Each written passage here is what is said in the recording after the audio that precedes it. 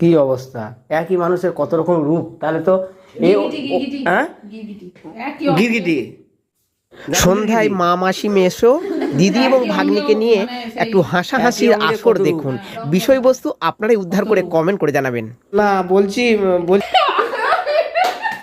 কে আমি বলবোই না। খুব জোরে সাইকেল নিয়ে আসে তো প্রচুর, নিয়ে তারপরে কি করে তোমাদের দেখাবে কেন? যখন লোক দেখে রাস্তায়, যখন লোকগুলো দেখে তখন ঠিক একদম ওরে বাবা আমার কি কষ্ট রে, সাইকেল চালাতে পারছি না, কি অবস্থা চলছে।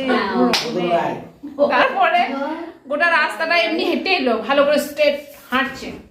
যখন আমার বাড়ি ঢুকছে তখন বাবা কি বুকে ব্যথা রে, রিক্সা নিতে পারছি না। আরে বৌদি যা হচ্ছে আমার, কি করবো, নিয়ে কাঁদতে লাগলো।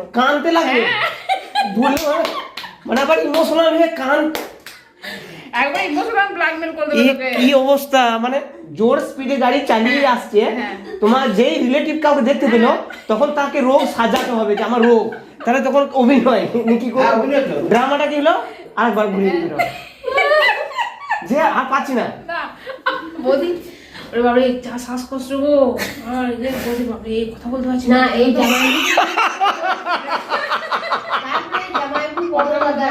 বাবা শুনলো লোক এই যে বলছে আমার কি বোঝাও পায় না, তাহলে এই অভিশাপটা লাগবে না? পুরো বুঝতে পারো অভিনয় করছে। হ্যাঁ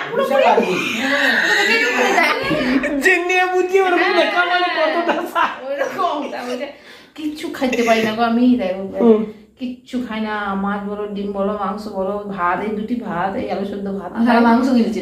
আর রাত 9টার সময় আমরা হঠাৎ করে একদিন গিয়েছি, ওর বেটার নাতির শরীর খারাপ, কোনো কারণে গেছি আর কি।